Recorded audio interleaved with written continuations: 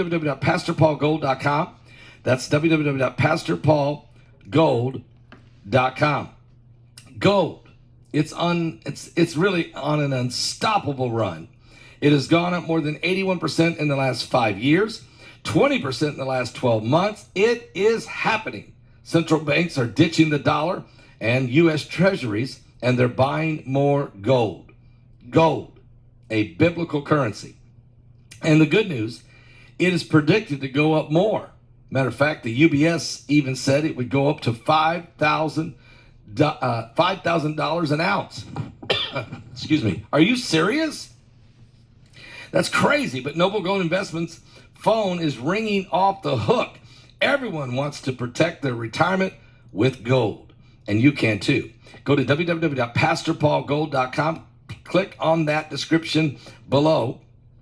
They can help you secure some gold to protect your future or roll over that 401k. From day one, you will work with the same dedicated all-American experts. Whether you're a beginner or an experienced investor, Noble Gold Investments will make sure you get all the help you need. And this month, they're going to give away this right, beautiful 1/4 of an ounce, 1/4 of an ounce gold coin, and they're going to give it to you for free. This is worth over $700. They'll give this to you for free while they're helping you set up your gold or silver IRA. That's www.pastorpaulgold.com. That's www.pastorpaulgold.com. Click on that link below or pick up the phone and call them at 877-646-5347. That's 877-646-5347. And tell them that Pastor Paul sent you there. Are you serious? Sir Keir Starmer has pledged to defend the UK using nuclear weapons if necessary as part of Labour's new defence strategy. Emphasizing that, quote, security will always come first, he distanced his party from Jeremy Corbyn's opposition to the Trident nuclear weapon system. If elected, Starmer plans to increase defence spending and update the UK's nuclear arsenal.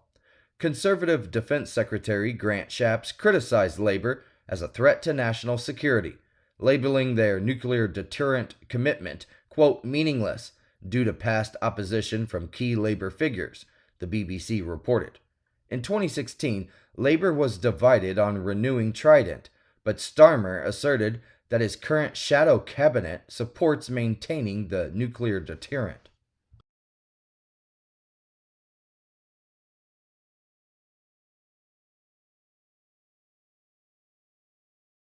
The world is experiencing an alarming series of apocalyptic events, historic weather disasters, earthquakes, droughts, wildfires, impending economic collapse, the rise of AI.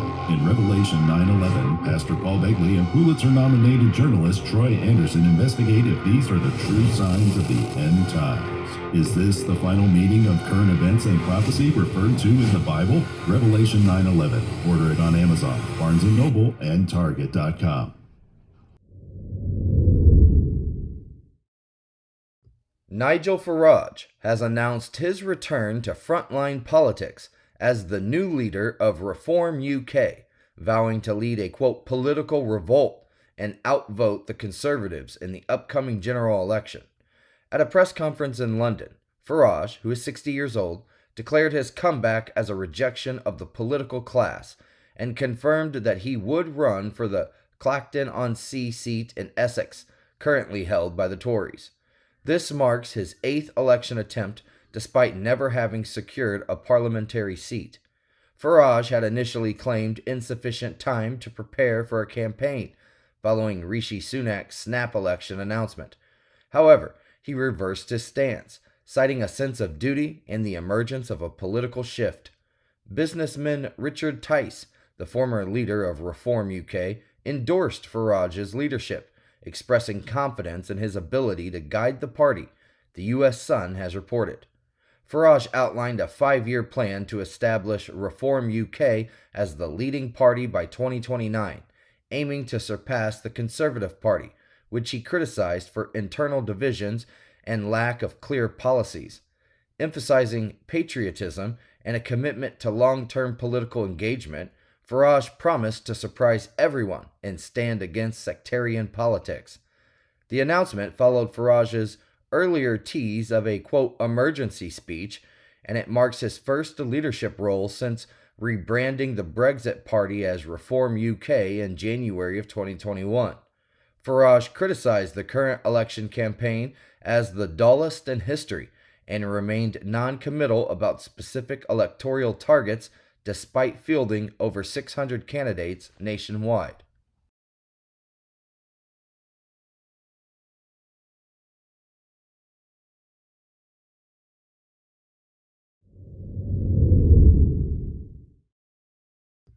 Early Monday, a 19-year-old Venezuelan migrant shot two police officers who attempted to stop him while he was riding a motorized scooter in Elmhurst.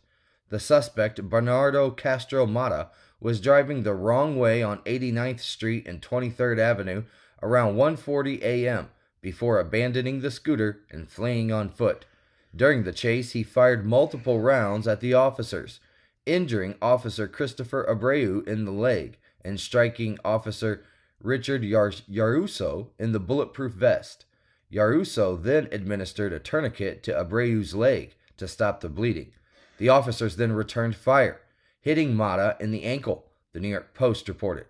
Mata, with no prior criminal history in New York, but suspected in several Queens robberies, had been living in a migrant shelter near LaGuardia Airport.